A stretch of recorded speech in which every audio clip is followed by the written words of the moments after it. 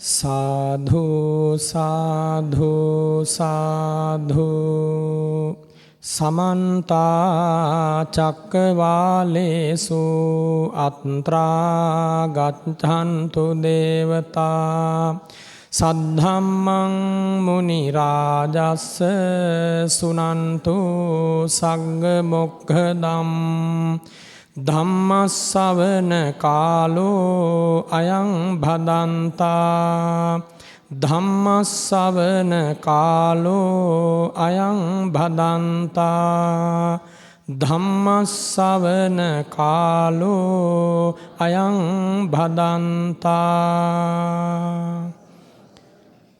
සුවිසුද්ධ සීලේසු සින්ධූපමස්ස සමාධි ධම්මේසු පඨවි සමස්ස අනන්ත ඥානේසු ගගනූපමස්ස නමාමි සිරසා සිරිගෝතමස්ස පිරිසිදු සිල් කඳ සමුදුර සේමා නිසල සමාධිය මිහිකත සේමා අනන්ත ඥානය අහසක් සේමා සිරිපා අභියස පිනිපා වේවා साधु साधु साधु नमो तस्स भगवतो अरहतो सम्मा सम्बुद्धस्स नमो तस्स भगवतो अरहतो सम्मा सम्बुद्धस्स නමෝ තස්ස භගවතෝ අරහතෝ සම්මා සම්බුද්දස්ස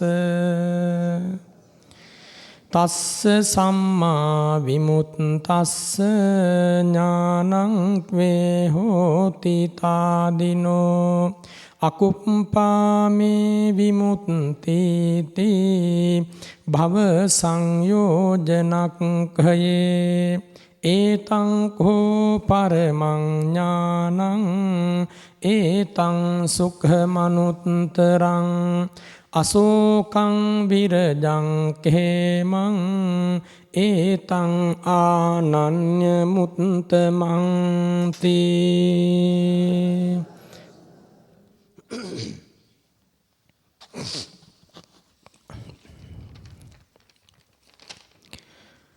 අතිපූජනීය මහා සංඝරත්නයෙන් අවසරයි ශ්‍රද්ධාවන්ත පින්වත් සියලු දෙනාටම පින්බර වූ සැන්දෑවක් වේවා කියලා මම පළමු කොට බොහෝම මෛත්‍රියෙන් ආශිර්වාද කරනවා ප්‍රාර්ථනා කරනවා වලබේ අද්දර පල්ලෙබෙල පින්නවල බලංගොඩ ලිපිනේ පදිංචි පින්වත් කේ.ජී. ගුණතිලක මැතිතුමා එවැගේම WM මැණිකේ මැතිණිය ඇතුළු මේ සත්පුරුෂ පින්වතුන්ලා අද දවසේ මේ උතුම් මහා ධර්ම දානමය පින්කම සිද්ධ කරමින් ඒ අමයුරු ධර්මය ශ්‍රවණය කරමින් බලාපොරොත්තු වන්නේ මීට මාස 3කට පෙර හදිසි අනතුරකින් අභාව ප්‍රාප්ත වූ නදීක ශාරද ගුණතිලක පුතුණුවන්ට පුණ්‍යානුමෝදනා කිරීම ඇතුළු පින්බර අරමුණු සාක්ෂාත් කර ගැනීම පිණිස අවශ්‍ය කරන පුණ්‍ය සම්පදාව නැත්නම් කුසල සම්පදාව දියුණු කිරීම නැත්නම් ගොඩ නැගීමයි මේ උතුම් පින්කමේ අරමුණ අභිප්‍රාය එහෙම නැත්නම් මේ පින්කම සිද්ධ කරලා බලාපොරොත්තු වන දේ. බුදුරජාණන් වහන්සේ තමයි මේ උතුම් පිළිවෙත් මඟ ලෝකයට දේශනා කරපු මේ මහ පොළොවේ පහළ වූ අසම සම ශාස්ත්‍රූන් වහන්සේ. බුදුරජාණන් වහන්සේ පහළ නොවිච්ච ලෝකයක පින්වතුනි මේ උතුම් ධර්මය කිසිසේත් අසන්නට ලැබෙන්නේ නැහැ. සාරාංශක කල්පලක්ෂයක් පෙරම් පිරුවේ මහබෝසතාණන් වහන්සේ ලෝතුරා බුදු බව ලැබීමේ උතුම් අභිලාෂය හිතේ ඊටාම තිරසාරව පිහිටුවාගෙන ඇස්සිස්මස් රුහිර ධාරා දන් දුන්නේ ඉවසීම අනුකම්පාව කරුණාව මෛත්‍රිය පාරමිතාවක් කොට දියුණු කළේ දෙවි මිනිසුන්ගේ ජීවිතවලට පරම සැනසීම පරම විමුක්තිය සලසා දීමේ අභිප්‍රායෙන් බෝසතාණන් වහන්සේගේ හදවතේ තිබුණ මහා ආධ්‍යාසයන් අතර එකක් තමයි නෙක්ඛම්ම ආධ්‍යාසය. පාරමි පුරන බෝසතාණන් වහන්සේ සංසාර ගමන තුරාවටම නෛෂ්ක්‍රම්‍යය හදවතේ දැඩි ලෙස පිහිටුවා ගත්තා. නෙක්ඛම්මය කියන්නේ අලෝභය, අතහැරීම, දානය, පරිත්‍යාගය ආනෙකට කියනවා නෙක්ඛම්මය කියලා. ඒ නෙක්ඛම්මය පාරමිතාවක් කොට දියුණු කළා. රජමැදුරු, සිටුමැදුරු, මහමැදුරු හැරදාලා ජාති 100,000 ඒ මහබෝසතාණන් වහන්සේ තපස පිණිස වනාරණට වැඩම කරපු හැටි බණ පොතේ ඊටා මිහිරට සඳහන් වෙනවා. ඒ වගේම ඒ බෝසත් හිතේ තිබුණ තවත් අභිලාෂයක් තමයි අදෝස ආධ්‍යාසය. ඒ කියන්නේ බෝසතාණන් වහන්සේගේ හදවතේ ජාතිත් වෛරය, පලිගැනීම, ගැටීම, තරහව පිහිටියේ නැහැ. ජාතිත් මෛත්‍රිය, පරම සෙනෙහස, පරම ආදරය, අනුකම්පාව, අනුන්ගේ දුකේදී උණු වෙන හිත ජාතිත් ඒ හදවත තුළ පිහිටියා. ඒ අදහසට කියනවා අදෝස ආධ්‍යාසය කියලා. පරම මෛත්‍රියෙන් අනන්ත ජාතිවල පාරමිදම් පිරුවේ ඒ උතුම් කරුණාව හදවතේ තබාගෙන. ඊළඟ ආධ්‍යාසය තමයි අමෝහ ආධ්‍යාසය. ඒ කියන්නේ ප්‍රඥාවෙන් යුක්ත බව. මුලාවෙන් අත මිදී ප්‍රඥා සම්ප්‍රයුක්ත ජීවිත සංසාරේ ගත කළා. සෑම ජීවිතයකම වගේ කුසලය අකුසලය වෙන්කොට හඳුනාගෙන අකුසලයෙන් කුසලය වෙන්කොට හඳුනාගෙන අකුසලය දුරු කරමින් කුසලය දියුණු කරන්න එහෙම නැත්නම් පාපය අතහරිමින් පින සම්පාදනය කරන්න ජීවිතයම උනත් අතහරින්න සූදානම් වුණා. පින්වතුනි අපි හැමෝගෙම දානයේ සීලයේ සත්පුරුෂකම් වලට ඉමක් තියෙනවා. දැන් අපේ වහරේ තියෙනවානේ ඉවසීමේ සීමාවක් තියෙනවා කියලා. ඒක වැරදි වහරක්. නමුත් අපේ වහරේ එහෙම එකක් තියෙනවා. නමුත් බෝසතාණන් වහන්සේගේ චර්යාව තුළ ඉවසීමට සීමා තිබුණේ නැහැ. ජීවිතේ නැති වෙනකම්ම ඉවසුවා. දාණයට සීමා තිබුණේ නැහැ. බඩගින්නේ ඉඳලා සියලු වස්තු නැති වෙලා සිහිසුන්ව වැටෙනකන් ඔය මහ බෝසත් විසායේ සිටුතුමා දන් දුන්නා. වෙස්සාන්තර කුමාරයාත් එහෙමයි. මේ නැති වෙන්නේ රජකමක්, අතහරින්න වෙන්නේ රජබිසවක්, නැති වෙන්නේ දරු සිඟිත්තෝ, මම තනි වෙනවා එහෙම හිතුවේ නැහැ. අවස්ථාව පැමිණුනේ කිසියම් ඌම පාරමිතාවක් පුරා ගන්න නම් බෝසතාණන් වහන්සේ උදෙසා මැලි වුණේ නැහැ. බෝසතාණන් වහන්සේගේ සෑම ජීවිතයකම එකී ලක්ෂණේ විද්‍යමාන වුණා. ඒ වගේම පුදුමාකාර ඥාන චර්යාවක්. ඒකට කියනවා මේ ලෝකේ බෝසතාණන් වහන්සේලාගේ ප්‍රඥා පාරමිතාව කියලා. එතකොට මේ ඥානයෙන් සෑම මොහොතකම බෝසතාණන් වහන්සේ දැකගත්තා උපාය කුමක්ද කුසලයේ දිනුවන. කුසලයේ පිරිහිලා යන ක්‍රමය මොකක්ද? ආන්නෙම හොඳට දැනගත්ත. දැනගෙන කුසලයේ දිනුවන විදිහටම පිළිපැද්දා. ඒ පිළිපැද්ද පින්වතුනි බුද්ධෝත්පාදවල ධර්මය අහලා නෙමෙයි. අන්න ඒකයි විශේෂත්වය. දැන් අපි මේ ගෞතම බුදුසසුනේ ධර්මය අහලයි අපි මේ නිවන් පතා හික්මෙන්නේ. හැබැයි බෝසතාණන් වහන්සේ පාරමිදම් පිරුවේ හැම අවස්ථාවකම බුද්ධ ශාසනවල නෙමෙයි. කලාතුරකින් බුද්ධ ශාසන මුණ ගැසුණා. ඔය 20 අසංඛ්‍ය කල්පලක්ෂයේ. ඉතින් මම මේ සිහි කළේ ඒ අලෝභ ආධ්‍යාසයෙන්, අදෝස ආධ්‍යාසයෙන්, අමෝහ ආධ්‍යාසයෙන් යුතුව පාරමිදම් පුරලා තමයි ඒ මහසත් බෝසත් උතුමන් වහන්සේ මේසා විශාල සේවයක් සිද්ධ කළේ. ඒ සේවයට කියනවා ඒ සේවය ආකාර කිහිපයකින් විස්තර කරන බුදු කෙනෙකුගේ මහා මෙහෙවර. ලෝකත්ත චර්යාව, ඥාතත්ත චර්යාව, බුද්ධි චර්යාව කියලා. ලෝකත්ත චර්යාව කියන්නේ මේ මුළු ලෝකයටම පොදුවේ ගත්තොත් දෙවි මිනිසුන්ට අප්‍රමාණ සත්වයන්ට මෙලොව අර්ථයෙන් මඟ පෙන්වලා පරලොව අර්ථයෙන් මඟ පෙන්වලා ශාන්ත නිවනින් නිවීම පිණිස මඟ කියන එකම උතුමන් වහන්සේ තමයි බුදුරජාණන් වහන්සේ.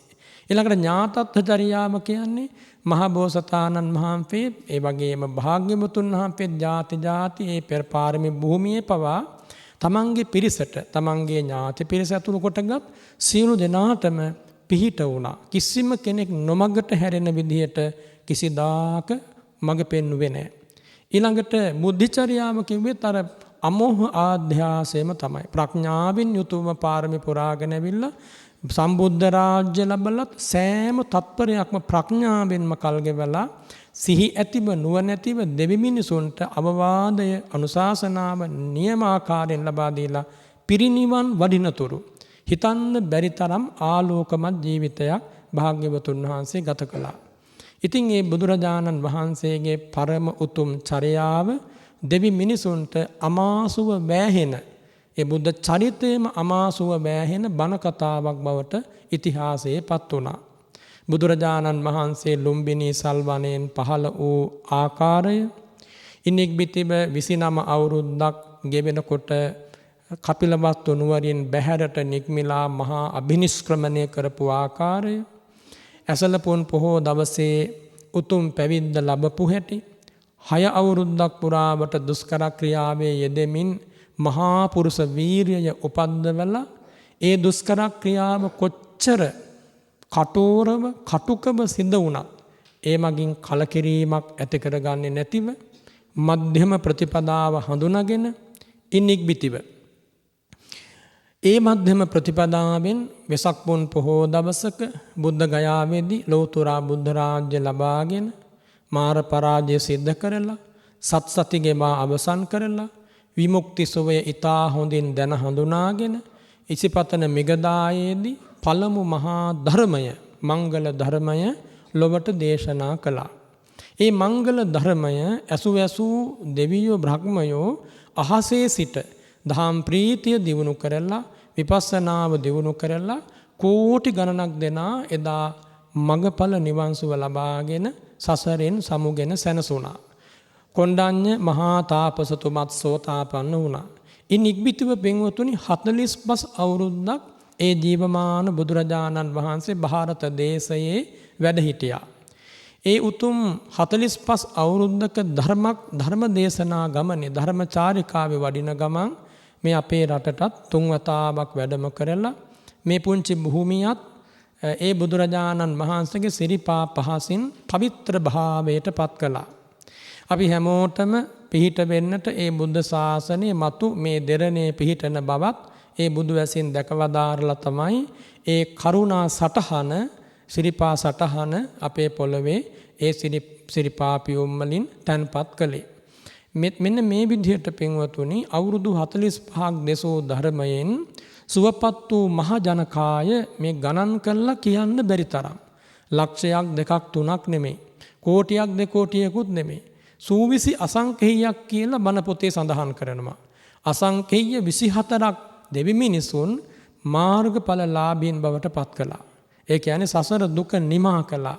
ඉපදෙමින් දිරමින් මැරෙමින් පැමිණෙන සංසාර ගමනින් අත මිදීම පිණිස බුදුරජාණන් වහන්සේ මధుරව මනෝහරව ඒ අමයුරු ධර්මය දේශනා කළා.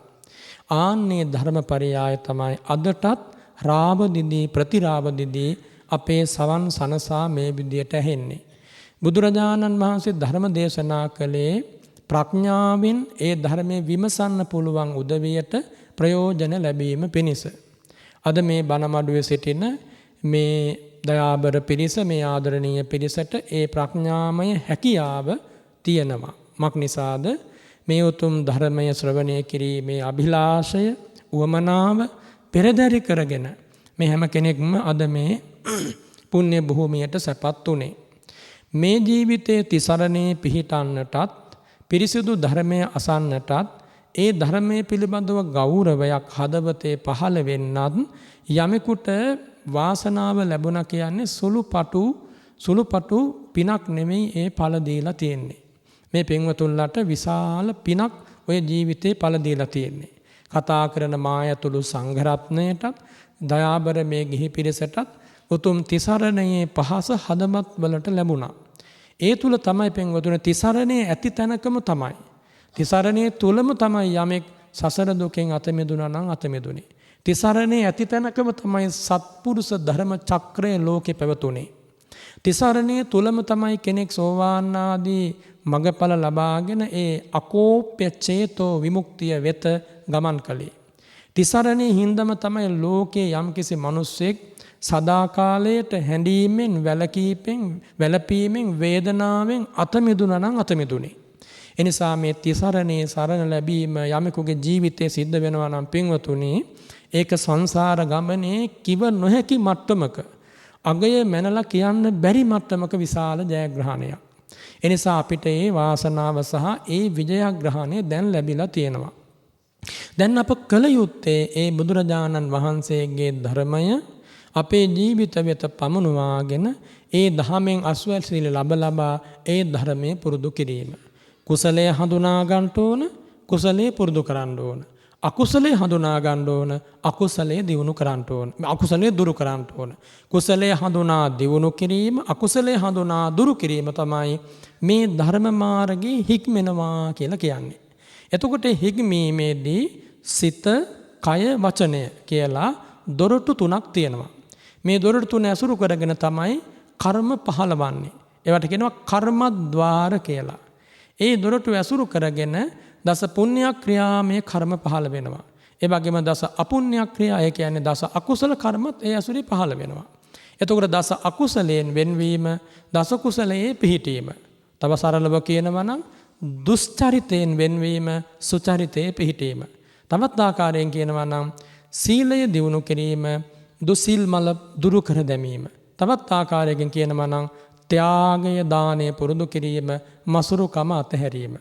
ඒ වගේම ධර්මකාමී, ධර්මචාරී භාවයේ දියුණු කිරීම, අධර්මකාමී, අධර්මචාරී භාවයේ පිටු දැකීම.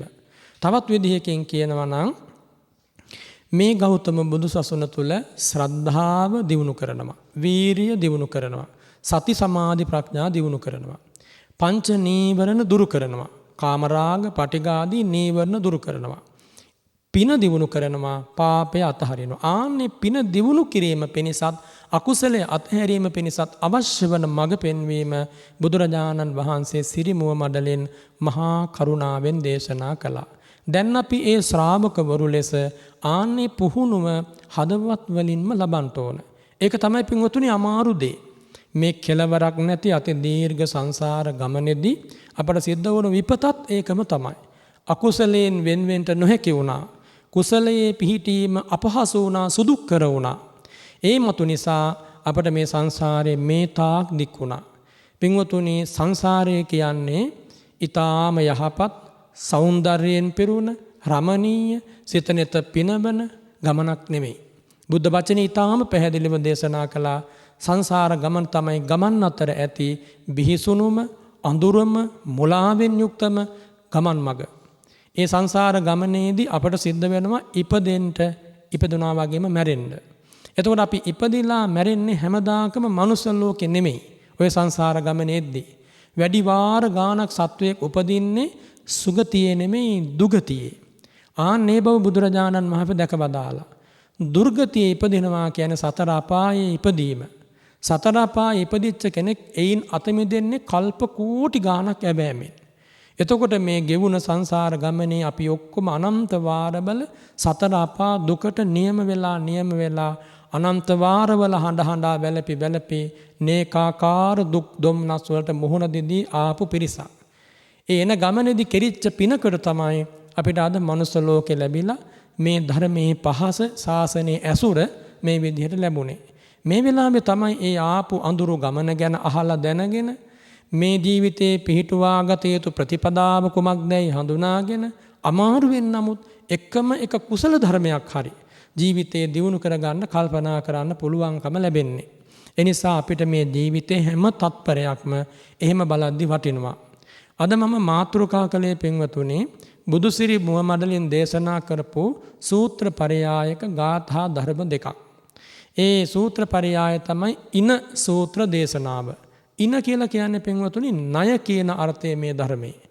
ඉන කියලා අදහස් කරන්නේ ණය. දැන් මේ පින්වතුන්ලා දන්නවනේ ණය ගැනීම සහ ණය දීම. ආන්නේ ණය ගැනීම පිළිබඳව ණය ගැනීම උපමා කරලා වදාළ දේශනාව තමයි අද මම මාතෘකාව ලෙස ඒ දේශනාව වෙන ගාථා දෙකක් ප්‍රකාශ කරන්නට යෙදුනේ.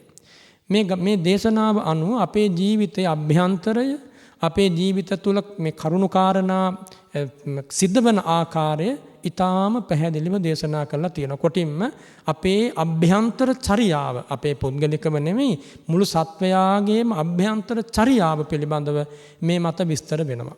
ඒ වගේම සාමාන්‍ය ලෝකේ පුද්ගලයෙකුට මේ ශ්‍රී සද්ධර්මයේ ඇහුනේ නැත්නම් ඔහුගේ අතින් ඔහුගේ අභ්‍යන්තරයේ ඔහුගේ සිත කය වචනේ පහළවන ආකාරය නැත්නම් වැඩ කරන ආකාරය මේ ධර්මපරයාය කියවෙනවා. ඊළඟට මේ ධර්මපරයායෙන් පුද්ගලික පසුතැවීම් කරා යන හැටි. ඒ වගේම පසුතැවීමෙන් අත මිදෙනවා නම් අත මිදෙන හැටි. පුද්ගල ජීවිතයක පශ්චාත්තාපය ඇති වෙන හැටි. පශ්චාත්තාපයෙන් අත මිදෙන හැටිත් මේ ධර්මපරයාය කියවෙනවා. ඊළඟට මේ ධර්මපරයායෙන් අකුසල් කරන අයට ජීවිතයේ අවසාන කාලයේදී ඒ අත්වන ඉරණම පිළිබඳව කියවෙනවා. කුසල් දහම් පුරන පුද්ගලයාගේ ජීවිතයේ අවසන් වන කාලේ අත්වන ඉරණම ගැන මේ ධර්මපරයාය කියවෙනවා. කොටින්ම කියනවා නම් බුදුසසුනේ ශ්‍රාවකයා කෙබඳු ප්‍රතිපදාවක තම ජීවිතේ පිහිටුවා ගත යුතුද කියන එක මේ ධර්මපරයාය කියවෙනවා. එනිසා මේ දහම් කතාව ඉතා හොඳින් සවන් දීලා හිතට අරගෙන තමන්ගේ ජීවිතයට ගලපා ගන්න කල්පනා කරන්න ඕන. බුදුරජාණන් වහන්සේ දේශනා කළා මහා සංඝයා අමතා දාලිද්දියම් භික්කවේ දුක්ඛං ලෝකස්මින් කාම භෝගිනෝ. ඇහුව ප්‍රශ්නයක් මහා සංඝ රත්නයෙන් මහණෙනි මේ ලෝකේ කාම භෝගී ගිහියාට කාම භෝගී ගිහියන් කියන්නේ පින්වතුනි යටත් පිරිසෙයින් ගිහි ගෙදරට වෙලා අමුදරුවන් පෝෂණය කරගෙන ගොවිතැන්පත් වෙලහෙන දාම් ආදිය කරගෙන ජීවත් වන මිනිසුන්ට එය හඳුන්වන්නේ මේ ධර්මයේ කාම භෝගී ගිහියයි කියලා. කාම භෝගී කියන්නේ අපහාසයක් නෙමෙයි. ඒ කියන්නේ සාමාන්‍යයෙන් මිල මුදල් පරිහරණය කරමින් මේ වගේම රැකී ආරක්ෂා කරමින් අමුදරුවන් පෝෂණය කරගෙන ගිහි කටයුතු වල යෙදෙන අය ඒ විදිහට හඳුන්වනවා. ඉතින් බුදුරජාණන් වහන්සේ අසවදාලා මහා සංඝ රත්නයෙන් මහණෙනි එබඳු ගිහි ජීවිත ගත කරන අයට දිලිඳුකම දුකක්ද සැපක්ද? දැන් පැහැදිලිවම පින්වතුන්ලාට මේ ප්‍රශ්නේ තේරෙනවා. දැන් මේ පින්වතුන්ලාට හෝ වේවා වෙන යම් පිරිසකට හෝ වේවා ගිහි ගෙදරක ඉන්න කාට හරි දිලිඳුකම කියන එක පින්වතුනි සැපතක් නෙමෙයි. ඒක දුකක්. දිලිඳුකම ඉදිරියේ තමයි නැති බැරිකම්, අගහිඟකම්, බලාපොරොත්තු ඉෂ්ට කරගන්න බැරි වීම, හිත වේදනා, ඇතිතාක් ප්‍රශ්න වලට මේ දිලිඳුකම මුල් වෙනවා. ඒකයි කිසි වාදයක් නැහැ. දිලිඳුකම කියන්නේ දුක්ඛ සහිත ජීවිතයක්. දිලිඳු ජීවිතයක් කියන වත් පෝසත්කම් භවභෝග යසේසුරු නැතිවීම පුද්ගලයාට ගිහි ජීවිතයක් ගත කරන කෙනෙකුට ඒක මහා බාධාවක්. සතුටට තියෙන ලොකුම බාධාව තමයි දිලිඳු බව. ඒක කිසිම කෙනෙකුට වාදයක් කරන්න පුළුවන් කාරණයක් නෙමෙයි ඒක ඇත්ත. ඉතින් අර භික්ෂුන් වහන්සේලා ප්‍රකාශ කළා ඒ මම් බන්තේ ස්වාමීනි කාම භෝගී ගිහි කෙනෙකුට දුප්පත්කම දුකක්. සල්ලි භාගේ නැතිකම දුකක්. අන්නේ වෙලාවේ බුදුරජාණන් වහන්සේ දේශනා කරනවා යම්පි භික්කමේ දලිද්දෝ අස්සකෝ අනාල්ලිකෝ ඉනං ආදීයති. ඉනාදානම්පි භික්කමේ දුක්ඛං ලෝකස්මින් කාම භෝගිනෝ. මහණෙනි දැන් ඔය දුප්පත්කම ඇති උදවිය ඒ දුප්පත්කමෙන් පීඩාවටපත් වුනහම දිලිඳු බබෙන් පීඩාවටපත් වුනහම අතමිට මිල මුදල් අගහිඟ වුනහම ඒ උදවිය පෙළඹෙනව නේද ණය ගන්න. එහෙමයි ස්වාමීනි. මහණෙනි මේ ණය ගැනීම දුප්පතාට සැපතක්ද දුකක්ද? භික්ෂුන් වහන්සේලා කල්පනා කළ උත්තරයක් දුන්නා. දුක්ඛම් බන්තේ ස්වාමීනි දුප්පත් කෙනෙක් ණය ගන්නවා කියන්නේ ඒක දුකක්. මොකද ණය ගත්තේ ගමන් ගෙවන්න ඕන. ණය ගත්තාම ගෙවන්න විතරක් නෙමෙයි ණයට පොලියකුත් හැදෙනවා.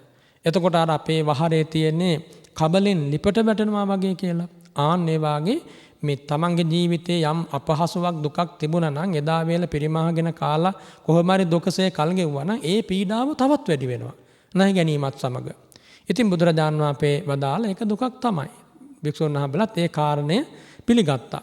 ඊළඟට දැන් ඔන්න භාග්‍යවතුන් වහන්සේ අසවදාරනවා යම්පි භික්කමේ දලිද්දෝ අස්සකෝ අනාල්ලිකෝ ඉනං ආදිත්වා වඩ්ඩින් පටිසුනාති. දැන් මහණෙනි ණය ගත්තට පස්සේ ණයට පොලියක් හැදෙනවා.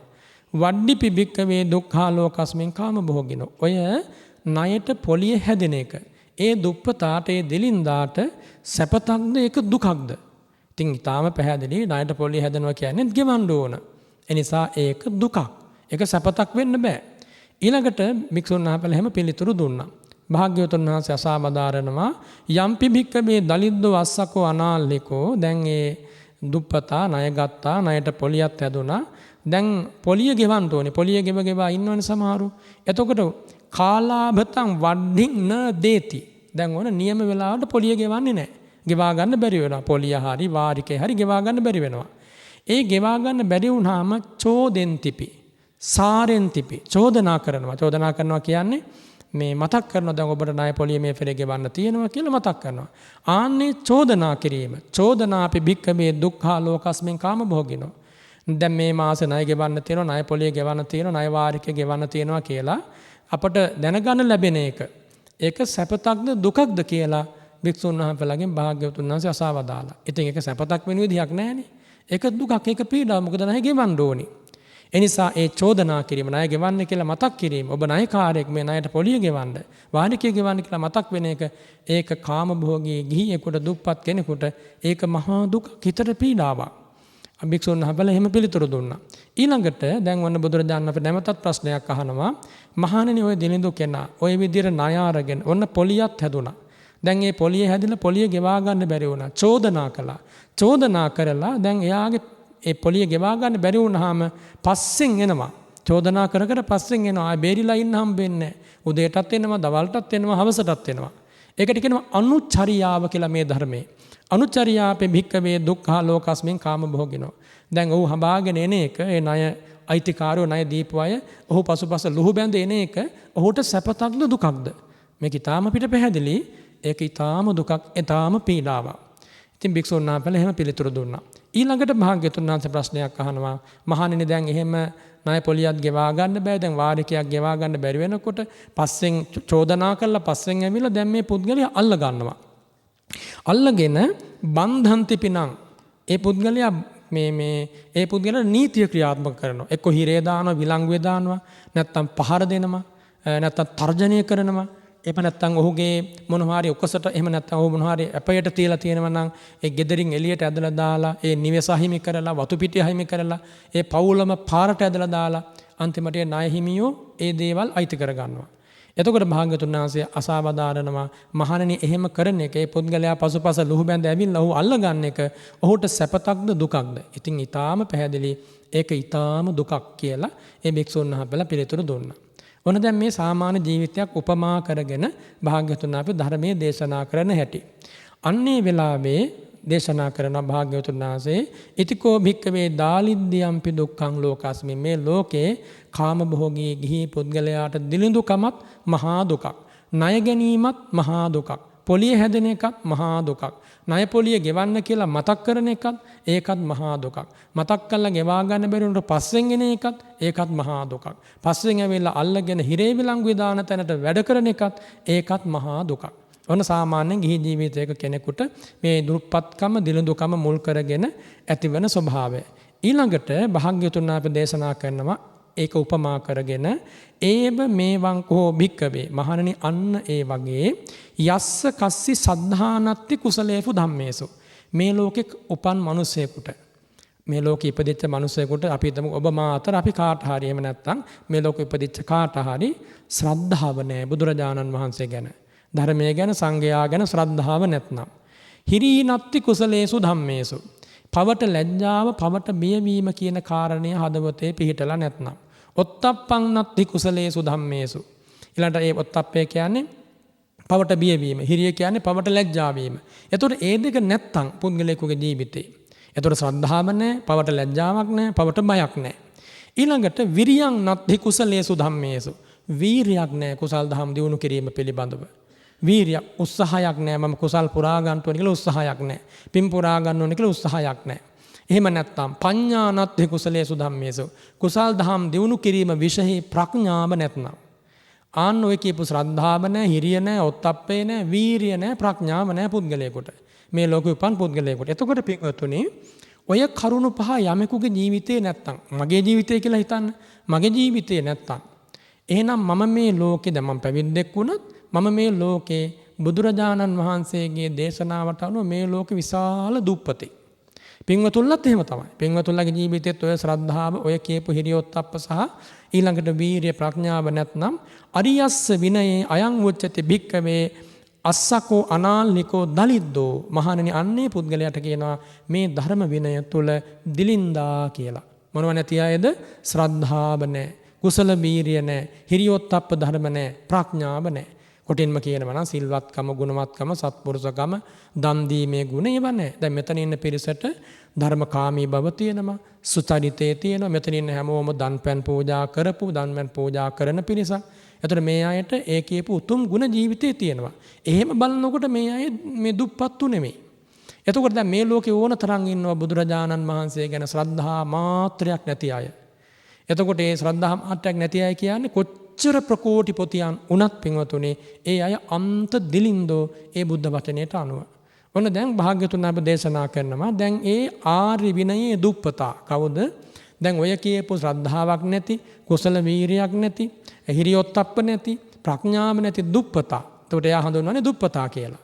මේ ලෝකේ ලොකුම සල්ලිකාරයා වුණත් ශ්‍රද්ධාව නැත්තම්, හිරියොත්ප්ප නැත්තම්, කුසල වීරිය නැත්තම්, චතුරාර්ය සත්‍ය අහලා දන්නේ නැත්තම් එයා කවුද? එයා දුප්පතේ. බුදුරජාණන් වහන්සේගේ ශ්‍රී මුඛ දේශනාවට අනුව. දැන් ඔන්න ආර්ය විනය තුල ඒ බඳු ආකාරයෙන් දුප්පත් වෙච්ච මිනිසයා. දැන් ඔන්න එහෙම දුප්පත් වෙච්ච මිනිසයා අර කියපු ශ්‍රද්ධාව නැති වුනහම, හිරියොත්ප්ප නැති වුනහම, කුසල වීරිය නැහැ, ප්‍රඥාව නැති වුණාට පස්සේ මොකද කරන්නේ? යා කායේන දුච්චරිතං චරති. කයින් දුසිරිතේ හැසිරෙනවා. හොඳට බලන්න. ලෝකේ ඕන තරම් සල්ලි භාගී තියෙන ඇත්තෝ ඉන්නවා. පවට කිසිසේත් ලැජ්ජාවක් නැහැ. ප්‍රාණඝාතය කරනවා, වචනයෙන් දුස්චරිතේ හැසිරෙනවා, බොරු කේලාම් කියනවා, හිස් වචන කියනවා, පරස වචන කියනවා. මනසින් කොහොමත් එතකොට දුස්චරිතේ හැසිරෙනවා. ඉන්නේ මිත්‍යා දෘෂ්ටියක. දැන් අපි ගත්තොත් ලෝකේ ලොකුම ධනමුතුන් කියන අයත් ඉන්නේ මිත්‍යා දෘෂ්ටියක. සම්මාදිට්ඨිය නෙමෙයි. ඒගොල්ලෝ කර්මයේ ඵලයේ පිළිගන්නේ, හේතුඵල ධම පිළිගන්නේ නැහැ. ඒගොල්ලෝ දන්නේ නැහැ. මේ සංසාරයක අපි දුක් විඳ ඉපිද මෙරි යනවා කියලා දන්නේ නැහැ. ඒගොල්ලන්ගේ තියෙන අදහස මතවාදය තමයි අදෘශ්‍යමාන දෙවියෙක් අපව මවලා තියෙනවා. මේ පොළව, අහස, ජලය, ග්‍රහතාරක, ඉරහඳ, මිනිස්සු, සත්තු ඔක්කොම මවලා තියෙන්නේ මේ දෙවියෙක් හරි බ්‍රහ්මයෙක් හරි. ඒ වගේ මිත්‍යා මතයක ඉන්නේ. ඒකට කියනවා මනෝ දුස්චරිතය කියලා. දැන් බලන්න එතකොට දැන් ඒ ශ්‍රද්ධාදී ගුණධර්මයේ පුද්ගලයාගේ ජීවිතේ නැති වෙනකොට එයා මොකද කරන්නේ? සිතින්, කයින්, වචනයෙන් වැරදි කරනවා. ආන්න දැන් අර දුප්පත් කෙනෙක් කිව්වේ දැන් ගිහි ගෙදර ඉන්න දුප්පත් කෙනෙක් කන්න බොන නැති වෙනකොට, දුප්පත් වෙනකොට ණය ගන්නවා කිව්වනේ. දැන් මේ ආර්ය විනයට අනුව, මේ ධර්ම මාර්ගයට අනුව ශ්‍රද්ධාදී ගුණධර්ම නැති පුද්ගලයා, අශ්‍රද්ධාවන්තයා, පවට ලැජ්ජා බය නැති කෙනා, කුසල වීරිය නැති කෙනා, ප්‍රඥාව නැති කෙනා මොකද කරන්නේ? ඒ පුද්ගලයා සිතෙන්, කයෙන්, වචනේ දුසිරිතේ හැසිරෙනවා. ආන්නේ දුසිරිතේ හැසිරීම හඳුන්වනවා ණය ගැනීමක් වගේ කියලා. දැන් අර දුප්පත් කෙනා ණය ගත්තනේ දුප්පත්කම හින්දා. ආන්නේ වගේ ශ්‍රද්ධාදිය නැතිකම දුප්පත්කම, ශ්‍රද්ධාදිය නැතිකම හේතු කරගෙන පව්කම් කිරීම ණය ගැනීමක්. මොන බලන්න භාග්‍යවතුන් වහන්සේ අපට දේශනා කරපු හැටි. එතකොට දැන් මේ පුද්ගලයා කයෙන්, වචනයෙන්, සිතින් දැන් පව්කම් කරනවා. ඕන තරම් විවිධ වර්ගයේ පව්කම් කරනවා. පින්වතුන් දැන් මේ කියන විදිහ තමයි මේ මනුස්ස ලෝකේ කෝටි 800ක් හරි 700ක් ජනගහනේ ඉන්නවා නම් ඒ අය අතරින් කෝටි දැන් ලංකාවේ ඊළඟට ඔය බුරුමය ඒ වගේ බුදුරජාණන් වහන්සේගේ ධර්මය ඇහෙන, ධර්මයේ හික්මෙන පිරිස ස්වල්පයිනේ. ඒ පිරිස හැර අති බහුතරයක් ලෝකෙ දිලින්දෝ. දිලින්දෝ කියලා කියන්නේ මේ ශ්‍රද්ධාව නැති අය, සීලයක් නැති අය, කුසල් දහම් නැති අති බහුතරයක් ඉන්නේ එහෙමයි. එතකොට මේ ඊටාම සීමිත පිරිසකට තමයි මේ ගණන් කරලා කියන්න පුළුවන් පිරිසකට තමයි මේ ශ්‍රද්ධාදී ගුණධර්ම ටික තියෙන්නේ. ඒ කියන්නේ දැන් සාමාන්‍ය ලෝකයේ බැලුවොත් සාමාන්‍ය ලෝකයා මනින විදිහට අපේ රට අපේ මිනිසු දුප්පතුන් කියලානේ හඳුන්වන්නේ. අපි ණය වෙලා අපි ඇත්තටම බලනකොට අපේ මිනිසු දුප්පතුන් නෙමෙයි. දැන් මේ බුද්ධ වචනයට අනුව අපේ මිනිසු දුප්පතුන් වෙන්න විදිහක් නැහැ. තිසරණේ තියන අය, ශ්‍රද්ධාවන්තයෝ, දම්පැන් පූජා කරන අය, භෞතික වශයෙන් කිසියම් ණය බරාදියක් ඇති. හැබැයි අතුලාන්තයෙන් මේ මිනිසු පෝසත්. ඔය කියන පෝසතුන් කියන අය මතු පිටින් බාහිර උපයෙන් පෝසත් වෙන්න පුළුවන්. කෑම බීම සුලබ ඇති, ඉන්න හිටින්න ගෙවල් දොරවල් මහා මැදුරු ඇති, යන්න එන්න ගමන් බිමන් කරන්න යාන වාහන ඇති. ඒව සුලබ ඇති. හැබැයි ඒව සුලබ වුණාට අභ්‍යන්තරේ අන්ත දුප්පත්. ශ්‍රද්ධා මාත්‍රයක් නැහැ, කුසල කුසලයක් දන්නේ නැහැ, කර්මඵලයක් පිළිගන්න දන්නේ නැහැ. මිත්‍යා දෘෂ්ටියක ඉන්නේ. ඉතින් බුදුරජාණන් වහන්සේ දේශනා කරනවා දැන් මේ පුද්ගලයා ශ්‍රද්ධාදී නැතිකම නිසා දුප්පත් වෙච්ච පුද්ගලයා කයෙන් සිතින් වචනයෙන් පව්කම් කරනවා කියන්නේ ණය ගැනීමක් වගේ දැන් ඔන්න පව්කම් කළා. ඊට පස්සේ සෝතස්ස කාය දුච්චරිතම් පටිච්චාදනේ. දැන් ඔන්න වැරදි කළාට පස්සේ සිතින් කයෙන් වචනෙන් වැරදි කළාට පස්සේ දැන් කවුරුවත් කැමති නැහැ මම වැරදි කළා කියලා එලිපිට පිළිගන්න. එතකොට කලාතුරකින් කෙනෙක් සත්පුරුෂයෙක්නේ කරපු වැරද්ද පිළි අරගෙන වැරද්දෙන් අත මෙදෙන්න කල්පනා කරන්නේ. එතකොට මේ පුද්ගලයා මොකද කරන්නේ? කරපු වැරද්ද හංගන්න. අපි તો මොකක් හරි වැරද්දක් වුණා. ඒ වැරද්ද හැංගීම පිණිස එයා කල්පනා කරන මාමං ජඤ්ඤාති ඉච්ඡති. මම මේ වැරද්ද කළා කියලා දැනගන්න එපා ලෝකේ කවුරුවත්. ආන්න එහෙම මේ මම මෙහෙ වගේ වැරද්දක් මගේ අතින් වුණා කියලා කිසි කෙනෙකුටවත් මේ ගැන දැන ගැනීමක් ඇති නොවේවා. කවුරුවත් මා ගැන මගේ මේ වැරද්ද ගැන දැන නොගනීවා කියලා කරපු වැරද්ද හංගන්න කල්පනා කරනවා. පටිච්චාදන හේතු ඒ වැරද්ද වෙච්ච වැරද්ද හංගන්න ගියාට පස්සේ තවත් වැරදි යාගේ අතින් වෙනවා. මොකද ඒ තුල තියෙන වංචනිකත්වය. ඉතින් බුදුරජාණන් වහන්සේ දේශනා කරනවා ඒ වැරද්දක් කරලා හංගන්න දැන් අපි තුම එක බොරුවක් කියලා ඒ බොරුව වහන තව බොරු 100ක් කියනවා කියලා අපේ වහරේ තියෙන්නේ ජනවහරේ. එතකොට මොකද වෙන්නේ? අර ණයගත් එකට පොලිය හැදෙනවා වගේ අර වැරද්ද වහගන්න කියලා තවත් පව් කරනවා. ඒකට කියනවා ආර්ය විනයේ පොලිය හැදෙන එක කියලා. තවත් අකුසල් කරනවා. ඉදමස්ස වඩ්ඩියා වදාමි. ඔකට කියනවා පොලිය හැදීම. බලන්න අපේ අභ්‍යන්තරයේ සංසාරේ පුරාවට ඔන්නෝ තමයි පින්වතුනි සිද්ධ වුනේ. බුදු කෙනෙක් පහළ වෙලා මේ ටික පැහැදිලි කරලා දෙනවා හැර ලෝකේ මේ අත්ත කවුද කියලා දෙන්නේ ඉන්නේ? මොන ඉස්කෝලේකද මේවා කියලා දුන්නේ? මේ උතුම් ශාසනය තුල විතරයි ඇහෙන්නේ. බාහිර ලෝකේ කිසිම තැනක මේව ඇහෙන්නේ නැහැ. බාහිර ලෝකේ ඍජුව හෝ වක්‍රාකාරයෙන් හෝ මිනිසාගේ මනස තුල රාගය, ద్వේෂය, මෝහය වැඩි කරන්න. රාගය, ద్వේෂය, මෝහය බහුල කරන්න මේ තමයි අනුශාසනා ලැබෙන්නේ, මඟ පෙන්වීම ලැබෙන්නේ. මේ ශාසනය තුල විතරයි පින්වතුනි රාග, ద్వේෂ, මෝහ සංසිඳුවාලීම පිණිස දිනයක ප්‍රහාණය කිරීම පිණිස අවශ්‍ය මඟ පෙන්වීම ලැබෙන්නේ. ඒකෙන් පැහැදිලි මේ දෙවියන් සහිත ලෝකයට යම් හිතයිසි යම් සානුකම්පිත අනුකම්පා සහගත දහමක් වේ නම් ඒ දහම තමයි බුදුරජාණන් වහන්සේගේ ධර්මය. ආය ලෝකෙ වෙන කිසිම දේශනාවක් නැහැ. තථාගත ධර්මයෙන් තොරව. එතකොට ඔන්න බුදුරජාණන් අප දේශනා කරන කරපු වැරද්ද සංගවන්න කියලා තවත් වැරදි කළා. ආන්න පොලිය හැදෙනවා වගේ වුණා. ඊළඟට භාග්‍යතුන් අප දේශනා කරනවා දැන් ඔන්න එහෙම දැන් වැරද්ද සංගෙවුවා කියලා හිතන්නකෝ. දැන් එහෙම සංගවා ඉන්නවා. දැන් කවදා හරි ඔක අහු වෙනවනේ. දැන් මේ රටේ වේවා මොන රටක හරි වේවා ගිහියෙක් හරි වේවා පැවිද්දෙක් හරි වේවා වැරදි වුණා. වැරදි වෙන්න පුළුවන් කියමු. ඒ වැරද්දක් හැටියට දකින්න ඕනි. දැකලා වැරද්දෙන් අත මිදෙන්න ඕනි. ආන්නෙම අත මිදුනොත් ඒක දිනුවක් මේ ශාසනේ. යෝ අච්චයන් අච්චයතෝ දිස්වා යතහ ධම්මං පටිකරෝති බුද්ධිහේසා භික්කවේ අරියස ධම්ම විනය. ඒක පැහැදිලිවම දේශනා කරලා තියෙනවා. මහණෙනි මේ ලෝකේ කවුරු හරි කෙනෙක් තමා අතින් සිද්ධ වෙච්ච වැරද්දක් හැටියට දකිනවා. ඒ වැරද්දෙන් අත මිදීම පිණිස කටයුතු කරනවා. අපි හිතමුකෝ ඔන්න කෙනෙක් අතින් බොරුවක් කියවුණා, කේලමක් කියවුණා. දකින්න ඕනේ මගේ අතින් කේලමක් බොරුවක් කියවුණා. මම ඒක ආයෙ නැවත කරන්නේ නැහැ. වහාම මම සීලේ පිළිපදිනවා. ආන්න එතකොට එයා සත්පුරුෂයෙක් බවට පත් වෙනවා. නැත්තම් ඒ වැරද්ද ආයෙ කරනකොට එයා සත්පුරුෂයෙක් වෙන්නේ නැහැ. ඉතින් මේ ශාසනයේ සදාකාලික වැරදිකාරයෝ කවුරුවත් නැහැ. කාට වුණත් වැරද්ද හැටියට දැකලා ඒයින් අත මිදලා සැනසෙන්න පුළුවන්. දැන් අඟුලිමාල කොයිතරම් ප්‍රාණඝාතයක් කළාද? ඒ වුණාට සසර දුකින් අත මිදලා සැනසුණානේ. ඒ කියන්නේ මේ සත්පුරුෂයාගේ ඇසුර ලැබීම තුල. පින්වතුනි ලෝකේ බොහෝ දෙනෙකුට විපත් කරදර පැමිණෙන්නේ අසත්පුරුෂ ඇසුර හින්දා. ඒකේ ආයේ කිසිම වාදයක් නැහැ. පුංචි ළමා කාලේ ඉඳන් වැඩිහිටි වයස දක්වාම කොතනක හරි නොමගකට හැරුණා නම් කවුරු හරි හොඳට බලන්න ඒ ළමයාගේ ළඟ හරි එහෙම නැත්නම් ඒ පුද්ගලයා පිටුපස්ස ඒ පුද්ගලයාගේ ඇසුරේ තියෙනවා අනිවාර්යෙන් අසත්පුරුෂ ඇසුරක්. කවුරු හරි මේ ලෝකේ සත්පුරුෂයෙක් වුණා නම් සද්ධර්මය අහන තැනට ආවනම් සිල්වතෙක් වුණා නම් එයාගේ පිටුපසින් ඉන්නවා සත්පුරුෂයෙක්. සත්පුරුෂයාගේ සහයෝගය මත තමයි කෙනෙක් සත්පුරුෂ වෙන්නේ. ඊළඟට අසත්පුරුෂයාගේ ඇසුර නිසා තමයි කෙනෙක් අසත්පුරුෂ වෙන්නේ. දුස්සීලකම් වැරදි වැඩ කරන්නේ. එතකොට මේ කතාව ඉතාම පැහැදිලි. අපි හැමෝටම සත්පුරුෂ ඇසුර තියෙනකම් පින්වතුනි වරදින්නේ නැහැ. මේ ධර්මය අහනකම් මේ උතුම් ධර්මයේ හැසිරෙනකම් පවට ලැජ්ජා බය තියෙනකම් අර කිව්වේ කුසල ධර්මයන් පිළිබඳව ශ්‍රද්ධාව තියෙනවා, හිරියොත්ප්ප තියෙනවා, කුසල වීරිය තියෙනවා. දැන් අද මේ පින්වතුන්ලාට ඒ ධර්ම ටික පිහිටියා.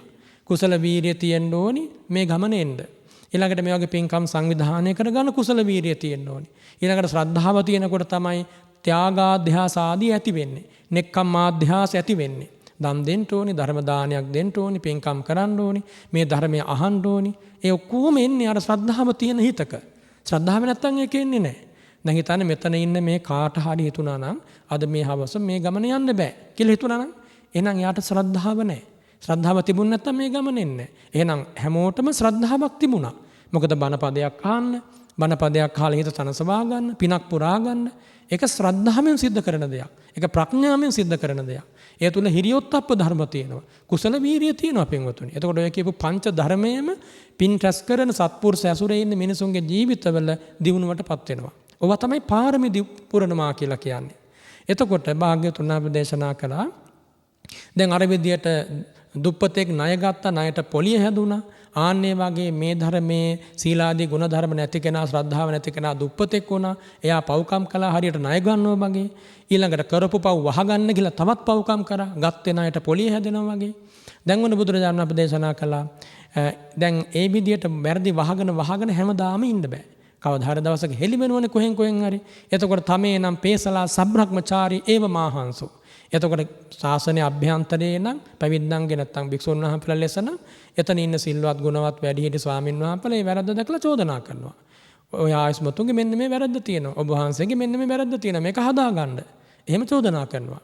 ඊළඟට ගිහි ගෙදරක නම් ඒත් එහෙමයි. දැන් අපි හිතමුකෝ මේ ඉන්න සත්පුරුෂ පිරිසට මෙයාගේ ජීවිතේ මොකක් හරි වැරද්දක් තියෙනවා නම් පුංචියට හරි අම්මලා තාත්තලා ඊළඟට ඥාති සහෝදරයෝ ඒක පෙන්නලා දෙනවා. ඕක වැරද්දක් ඔක කරන්න එපා. ඔය අසුර පවත්වන්න එපා. ඔය ගමන යන්න එපා. ඔය දේ කරන්න එපා. ඔය වචන කතා කරන්න එපා. එහෙම කියනවා. ඒ වැරද්ද පෙන්වනවා. එතකොට මේ වැරද්ද පෙන්වද්දී ඒක හදාගත්තොත් හොඳයි. ඒ වැරද්ද පෙන්වද්දී ඒ සත්පුරුෂයෙක් නොවන කෙනෙකුට අන්න එතන පින්වතුනි වැදගත් කාරණයක්. වැරද්දක් පෙන්වනකොට සත්පුරුෂයා ඒක පිළිගන්නවා. අසත්පුරුෂ කෙනෙක් මොකද වෙන්නේ? එයා උරණ වෙනවා. එනවා මගේ වැරදි කියන්න. කවදාවත් වැරද්ද පිළිගන්නේ අසත්පුරුෂයෙක්. සත්පුරුෂයා වැරද්ද පිළිගන්නවා. වැරද්ද පිළිගන්නා එක පින්වතුනි නිවට කමක් නෙමෙයි. සම්බුද්ධ ශාසනයේ වැරද්දක් පිළි අරගෙන වැරද්දෙන් අත මෙදෙනවා කියන එක මෝඩකමක් එහෙම නෙමෙයි. නිවටකමක් නෙමෙයි. ඒක දියුණුවක්, උදාාර ගුණයක්. හැබැයි මෙහෙම දෙයක් තියෙනවා. අපි කාගේ හරි ජීවිතයක ගිහි වේවා පැවිදිව මොකක් හරි වැරද්දක් තියෙනවා නම් ඒ කියන්නේ ශික්ෂාපදයක් කැඩිලා හරි ශික්ෂාපද බිඳීමක් හරි වෙන යම් අධ්‍යාචාරයක් හරි වැරදි පුරුද්දක් හරි මොකක් හරි තියෙනවා නම් ඒක තැන් වල කියා යන්නේ නැහැ. හැමෝ ළඟම කියා යන්නේ නැහැ. එහෙම වුණොත් ඒක Tamanට පස්සේ කාලෙක මහා පීඩාකාරී තත්වයකට හේතු වෙනවා. මොකද ලෝකේම සත්පුරුෂ නැහැනේ. අපි අසුරු කරන ලෝකෙම සත්පුරුෂ නැහැ. අනිත් එක තමයි පින්වතුනි ඕනම මිනිසෙක් මගපල ඒ කියන්නේ යටත් පිරිසෙන් සෝතාපන්න වෙනකන් ඒ පුද්ගලයාගේ ඕන තරම් චිත්ත විපර්යාස ඇති වෙන්න පුළුවන්. අද සත්පුරුෂකම් තියෙන කෙනා හෙට අසත්පුරුෂකම් තියෙන කෙනෙක් වෙන්න පුළුවන්. අද අසත්පුරුෂකම් තියෙන කෙනා හෙට සත්පුරුෂකම් තියෙන කෙනෙක් වෙන්න පුළුවන්. අද විශ්වාසනීය ළඟින්ම ඉන්න මිත්‍රයා ඊළඟ දවසේ තමන්ගේ ඊ타ත්ම බලවත්ම එහෙම නැත්තම් ද්‍රෝහී ඌම සතුරා වෙන්න බැරි නෑ. එනිසා අපේ ඇසුර තුල ඊ타ම සිහි කල්පනාවෙන් ඔය ටික හසුරුවා ගන්න ඕනේ. එනිසා අපි හිතමුකෝ දැන් මෙතන ඉන්න ගිහි කෙනෙක් කියලා. මෙතන ඉන්න ගිහි කෙනෙකුට මොකක් හරි පුංචි හරි වැරද්දක් තියෙනවා හදාගන්න. එතකොට මේ හදාගන්න සත්පුරුෂයෙකුගේ උදව්ව ඕනි. එහෙනම් අපි තේරුම් ගන්න ඕනේ මම කවුද මේ වෙනුවෙන් තෝරගන්න සත්පුරුෂයා. එතකොට පින්වතුනි සිල්වත් ගුණවත් මහා සංඝරත්නයේ ඉන්නවා.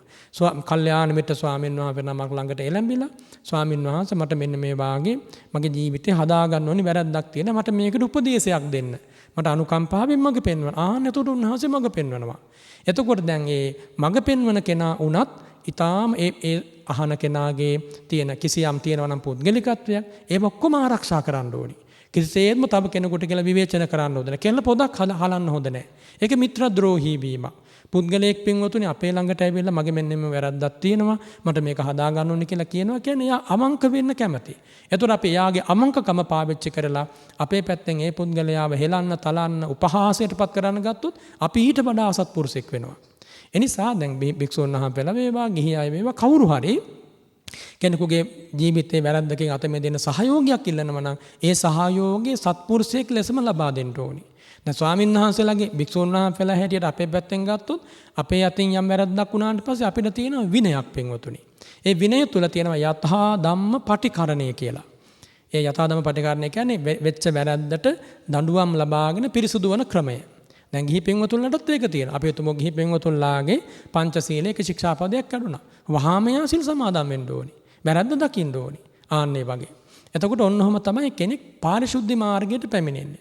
ඉතින් බුදුරජාණන් වහන්සේ දේශනා කරනවා දැන් එහෙම පිරිසුදු වෙන්න කැමති නැති කෙනා. ඒ කියන්නේ වැරද්ද කරලා තියෙනවා. ඒ වැරද්ද පෙන්වුවාට එයා පිළිගන්න එහෙම කැමති නැහැ. ආන්නේ පුද්ගලයාට චෝදනා කර කවුරු හරි චෝදනා කරනකොට ඒ චෝදනා කරන එක ඒ පුද්ගලයාට මහා දුකක්. ඇයි දැන් වැරද්ද හදාගන්න කැමතිත් නැහැ. තමන් කරපු වැරදි ටික අහුවෙලා තියෙන්නේ. ඔන්න දැන් චෝදනා කරනවා. අර ණය ගත්තා, ණයට පොලිය හැදුණා. ඔන්න පොලිය ගෙවා ගන්න බැරි වෙනකොට චෝදනා කරනවා වගේ. පව් ශ්‍රද්ධාදිය නැහැ. ඒ නිසාම පව්කම් කළා කරපු පව් වහගෙන තවත් පව්කම් කළා. ඔන්න චෝදනා එනවා. චෝදනායෙන්දී අසරණ වෙනවා. හඬනවා, වැළපෙනවා, ශෝක කරනවා. අන්න බලන්න පින්වතුනි සිද්ධ වෙන විදිය. ඊළඟට බුදුරජාණන් වහන්සේ දේශනා කළා දැන් ඕන ලෝකෙම චෝදනා කරනවා. අපි කියනවා චෝදනාව අඩු වැඩි වශයෙන් කෙනෙකුට එන්නත් පුළුවන්, කෙනෙකුට නොඑන්නත් පුළුවන්. චෝදනා ආවත් නැතත් පින්වතුනි අපේ ජීවිතේ සැඳය සමයක් එනවා. ඒ කියන්නේ අපේ ජීවිතේ අපි තනි වෙන වෙලාවක් එනවා. අර බුදුරජාණන් වහන්සේ දේශනා කරනවා මේ ජීවිතේ අසත්පුරුෂ වැඩ කරපු දුස්සීල වැඩ කරපු පුද්ගලෙක් ජීවිතයේ සැඳෑ සමයට ආවට පස්සේ තනිමෙච්ච වෙලාවක එයාට කල්පනා වෙනවා. තනිමෙච්ච වෙලාවක කල්පනා වෙනවා. කොහොමද කල්පනා වෙන්නේ? මම මෙහෙමනේ ජීවත් වෙන්නේ, මෙන්න මෙහෙම දේවල් කරානේ. ඔන්න ඇතුලෙන් ඒව එකින් එක ඇවිස්සී මතුවෙනවා. ඇයි එයා ධර්මයේ හැසිරෙලා නැහැ, සිල් ගුණ දම් පුරලා නැහැ, සත්පුරුෂය අසුරු කරලා නැහැ, බණ පදයක්වත් අහලා නැහැ, බණ මඩුවට ආවේ නැහැ, පිටුපාලා ගියා. අන්තිමට මොකද උනේ? ජීවිතේ ඇතුළාන්තෙම විශාල පසුතැවීමක් එනවා. ඒ පසුතැවීම ඇවිල්ලා අන්තිම මොහොතේදී එයාගේ හිත වසා ගන්නවා. ඒක උපමාවකින් තියෙනවා පින්වතුනි බණ පොතේ. හවස් කාලේ අපි හිතමුකෝ තනි භූමියක කියලා. ওই බින්තනි පළාතක තනි භූමියක විශාල කන්දක් තියෙනවා. තනි කන්දක් තියෙනවා. ආන්නේ කන්ද දැන් ඉර බැසගෙන යනකොට ඒ කන්දේ ඡායාව, ඒ කන්දේ සෙවණැල්ල අර තනි භූමියේ ඈතට පැතිරෙනවා. ඉර බැහැලා යන්නේ ඒ සෙවණැල්ල ව්‍යාප්ත වෙනවා. ඒ සෙවණැල්ලෙන් භූමිය වසා ගන්නවා වගේ තමා විසින් කරපු අකුසල කර්ම මතක් වෙලා තමාගේ හිත වසා ගන්නවා. එතකොට කොයි අතින් කල්පනා කළත් මතක් වෙන්නේම කරපු පව්කම් ටික. ඔය වාගේ අසරණ වෙනවා මේ ලෝකෙ පින්වතුනි අති බහුතරයක් මිනිස්සු. අති බහුතරයක්. ඒ අසරණකම එළියට පේන්නේ නැහැ. ඔහේ බලාගත් යත බලා ඉඳලා පීඩාවටපත් වෙලා මැරිලා යන්නේ. එතකොට දැන් බුදුරජාණන් වහන්සේ දේශනා කරනවා ආන්නේ විදිහට අර පව්කම් කරපු පුද්ගලයාට මේ පසුතැවීමක් ඇති වෙනවා. අර චෝදනා කර පස්සෙන් එනවා වගේ.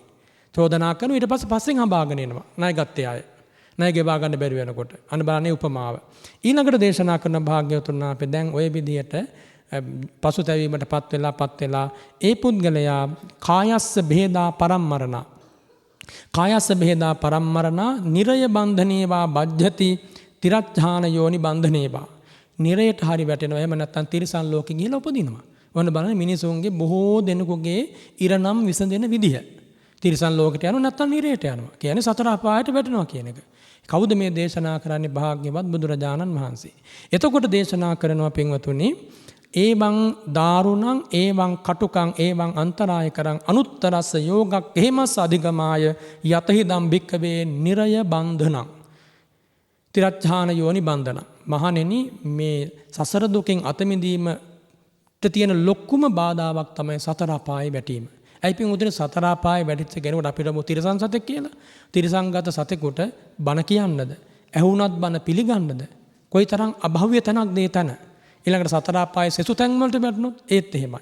බුදුරජාණන් වහන්සේ දේශනා කරන ඔන්නෝක තමයි අර ණයගත් කෙනා හිරේ දානවා කිව්වේ අල්ලලා. එහෙම නැත්නම් බන්ධනය කරනවා කියලා කිව්වේ. ණයගත් කෙනාට අවසානයේ දඬුවම් පමුණවනවා. ආන්නේ දඬුවම් පැමිණවීම වගේ කිව්වා. අවසානයේ කය බිඳී මරණින් මතු නිරේ ඉපදීම.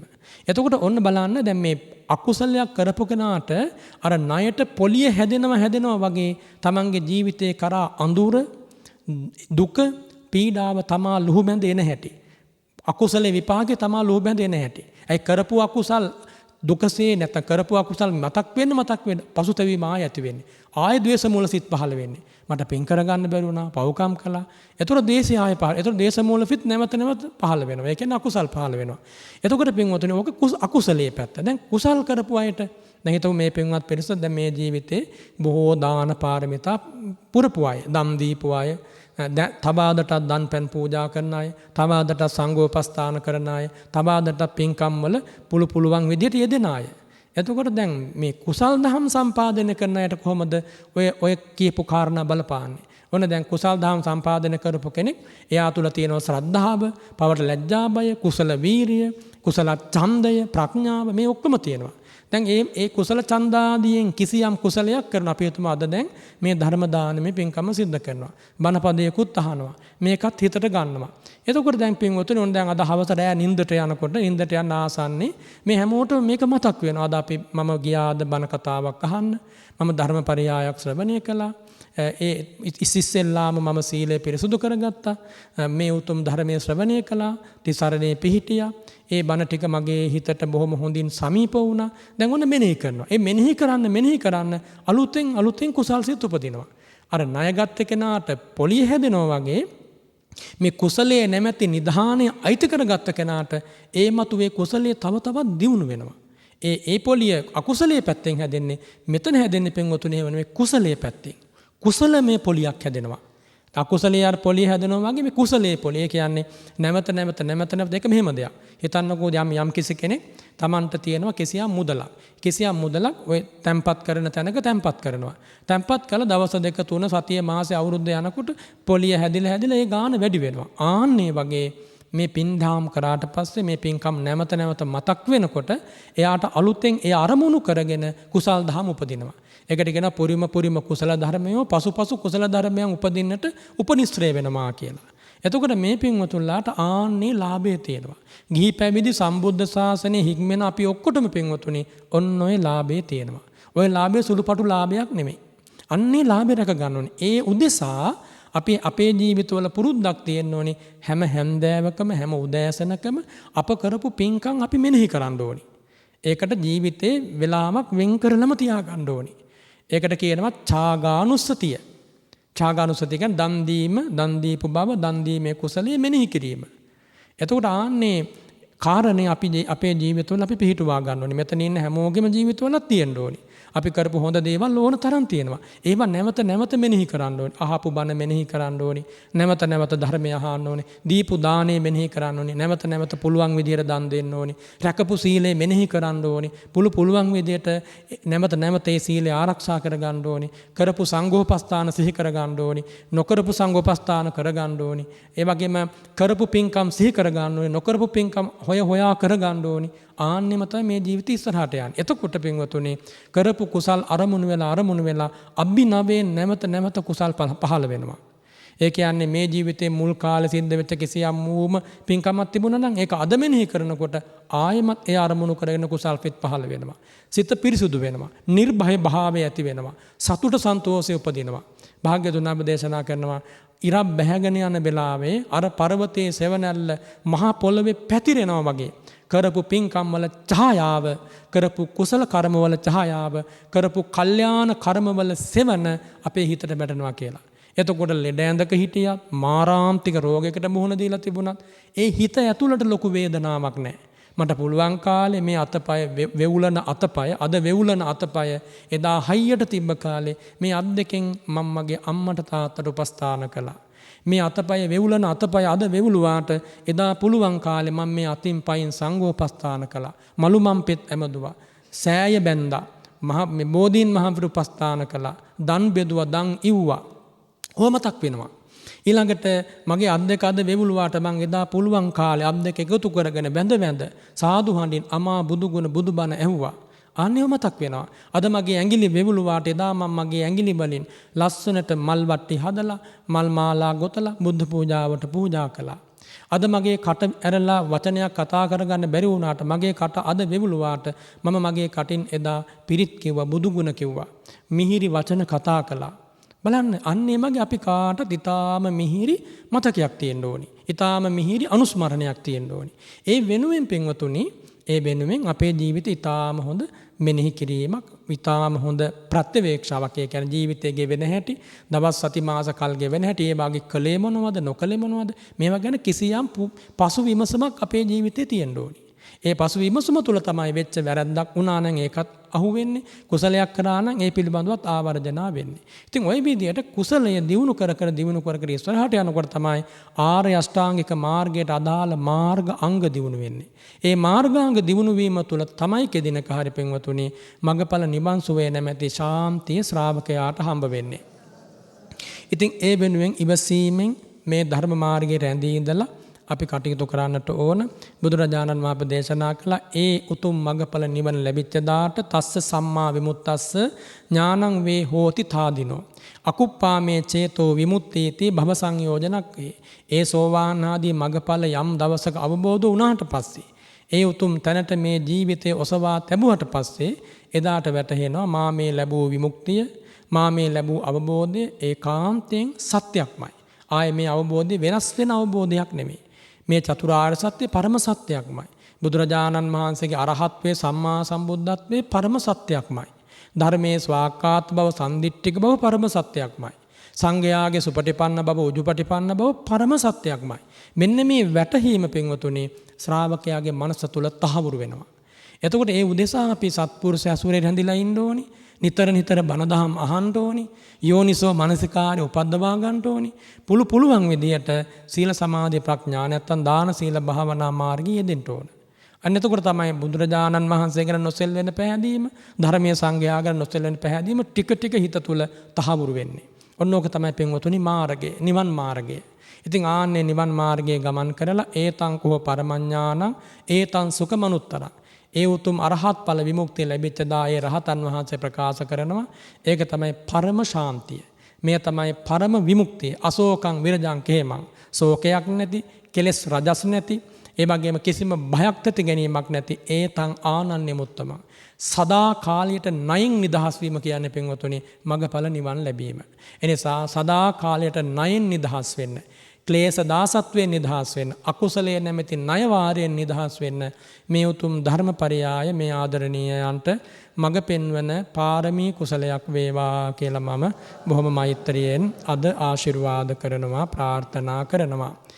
අමාදොර බිබරබිය සදහම් විකාශයෙන් වගේම බෞද්ධ මාධ්‍ය ජාලයෙන් අද මේ උතුම් ධර්ම දානමය පින්කම සිද්ධ කරන්නට යෙදුනේ වලවේ අද්දර පල්ලෙවල පින්නවල බලංගොඩ ලිපිනේ පදිංචි පින්වත් කේ.ජී. ගුණතිලක මැතිතුමා, ඒ වගේම W.W. මැණිකේ මැතිණිය ඇතුළු ඒ පවුලේ ඥාතීන් හිතවතුන් දූ දරුවෝ මේ ගම්වාසී සියලු දෙනා එකතු වෙලා මහා සංඝරත්නයේ පෙරමුණේ තබාගෙන මේ උතුම් මහර්ග ධර්ම දානමය පින්කම අද දවසේ සිද්ධ කරන්නට යෙදුණා.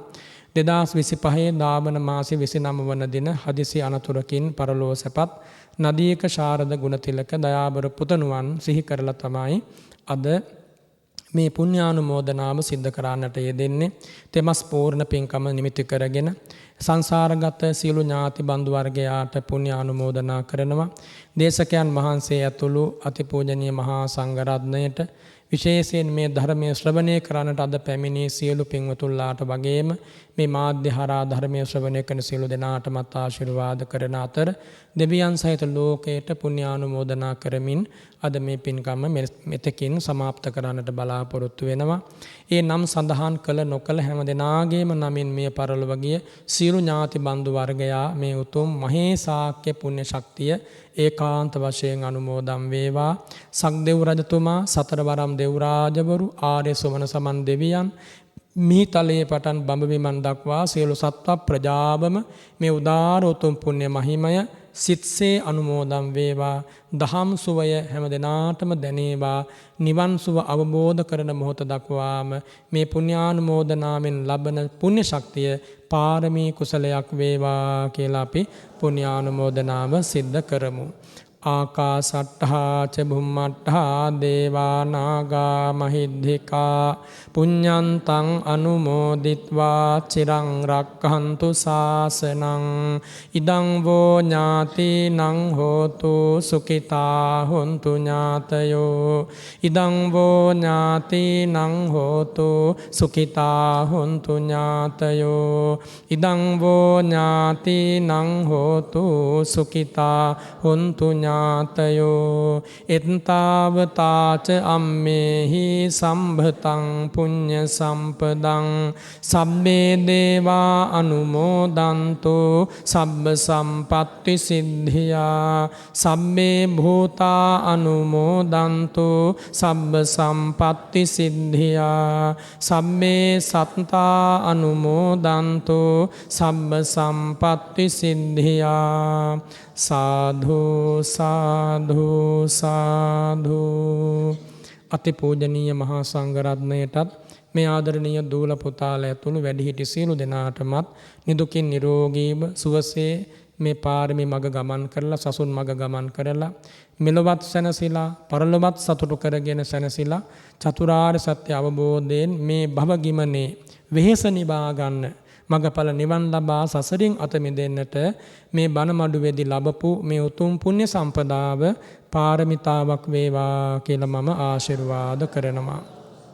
අභිවාදන සීලිස්ස නිච්ඡං වද්ධා පචායිනෝ චත්තාරෝ ධම්මා වඩ්ඩන්ති ආයුවන්නෝ සුඛං බලං ආයුරාරෝග්‍ය සම්පatti සග්ග සම්පatti මේමච අතෝ නිබ්බාන සම්පatti ඉමිනාතේ සමිජ්ජතු